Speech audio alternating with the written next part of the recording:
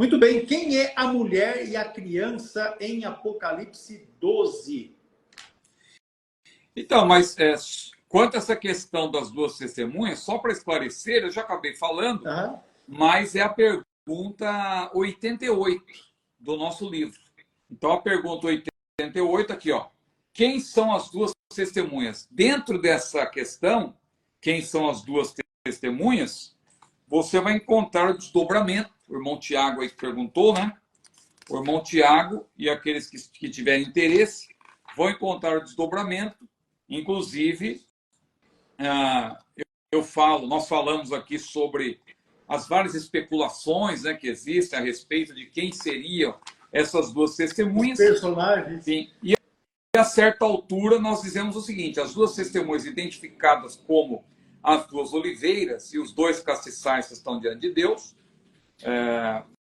terão especial poder e grande autoridade da parte de Deus para cumprir sua missão, já que enfrentarão terrível oposição por parte dos adoradores da besta.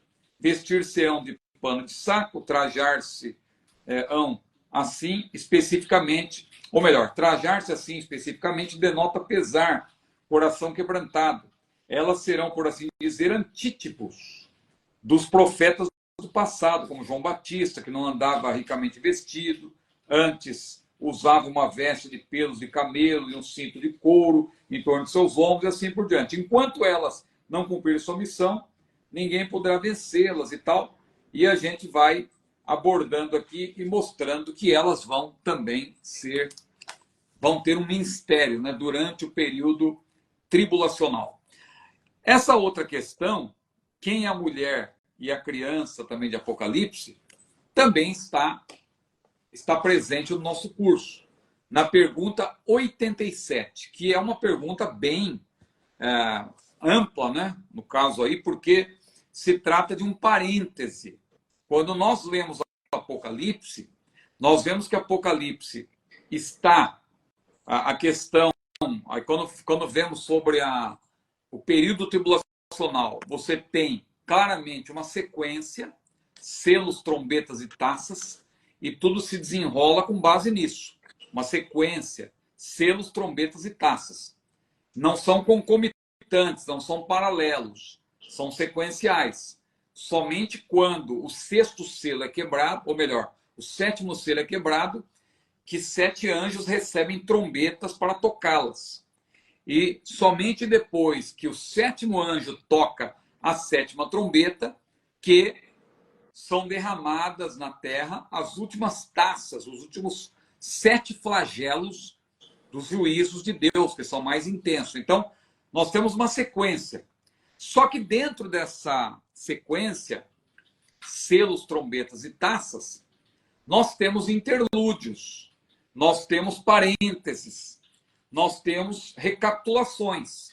Embora a abordagem não seja essencialmente recapitulativa, e sim sequencial, ela apresenta recapitulações, parênteses, interlúdios, que nós chamamos de revelação parentética. A primeira revelação parentética que aparece em Apocalipse é no capítulo 7, justamente quando apresenta os 144.000 e a grande multidão que será salva dentro desse período, que não é a mesma coisa que os 144.000. Os 144.000 serão pregadores desse período. Agora, a multidão, claro, já é o resultado. O resultado vem como resultado também dessa pregação dos 144.000. O capítulo 12 de Apocalipse é um outro parêntese. É um outro parêntese que você vê dentro dessa sequência. É explicar melhor o período tribulacional e explicar melhor também o que está acontecendo no céu enquanto está havendo na terra o período tribulacional. Então, nesses parênteses, você tem um olhar para o passado e também algo mais para o futuro. Quando você vê o caso dessa mulher aí vestida do sol, você percebe que há uma referência ao passado e depois há uma referência para o futuro. Há como que um salto de determinado ponto do passado para um outro ponto do futuro. Porque, na verdade, são 3 personagens, 3 protagonistas, vamos dizer aí, nessa revelação, né? você tem, claro, o principal, que é o Senhor Jesus, que é o menino que nasce dessa mulher, que nós sabemos que é Jesus, porque diz que ele regerá o mundo com vara de ferro. Então, claro está que é Jesus. Você tem o dragão, que claramente está escrito textualmente que o dragão é Satanás, que quer tragar a mulher. Está escrito textualmente que o texto identifica ele, né? Diz que é a antiga serpente, Satanás. E a mulher. Quanto à mulher, os teólogos debatem. Claro que os teólogos muitas vezes tentam encaixar, tentam fazer a Bíblia, né, se encaixar com a sua posição.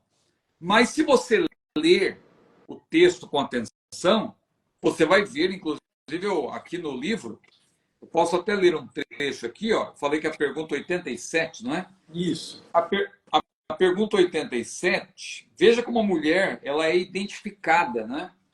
A mulher ela é identificada de uma maneira muito clara. Vou ler aqui, ó, a parte que fala da mulher. Diz assim: a mulher tem uma coroa de 12 estrelas sobre a sua cabeça. Os patriarcas deram origem às 12 tribos formadoras do povo de Israel, incluindo José, né? Os patriarcas que deram origem às 12 tribos formadoras do povo de Israel, incluindo José, são chamados estrelas. Teve José ainda outro sonho, aquele sonho que José teve, né? Em que os seus irmãos são retratados como 12 estrelas. Sol e lua no sonho de José aludem a seus pais. E Jacó teve o nome mudado para Israel. Então, tudo isso, você vê outros detalhes, né? O privilégio de ter sido escolhido como a nação do surgimento do Messias trouxe e trará a Israel experiências dolorosas. E Isaías disse isso. Isaías capítulo 26, versículo 17, como mulher grávida, quando está próxima da sua hora, tem dores de parto e dá gritos nas suas dores. Assim fomos nós por causa da tua face, ó Senhor. Então, nós não temos dúvida de que esta mulher representa Israel. Só que aí, dentro do período tribulacional, ela também vai representar Israel convertido a Cristo. Um remanescente israelita que vai crer em Cristo. Porque o anticristo faz jus ao seu nome, ele é anticristo. Ele vai perseguir a mulher que é, na verdade, Israel, o remanescente israelita, mas é um remanescente justamente que vai crer em Cristo. E justamente por crer em Cristo, vai ser ainda mais perseguido pelo anticristo. Não é? Então, quem é a mulher? A mulher é Israel, não há dúvida. Quem é a criança? Está claro. Agora, se nós tivéssemos um tempo maior para explicar isso aqui, claro que a Bíblia menciona o passado dessa mulher, porque a mulher aí ela é perseguida antes de dar a luz. Pode ler, você vai ver no capítulo 12, a mulher ela é perseguida antes de dar a luz, porque antes de Jesus vir ao mundo, Israel já era perseguido. E o inimigo tentou de todas as maneiras impedir que Jesus viesse ao mundo.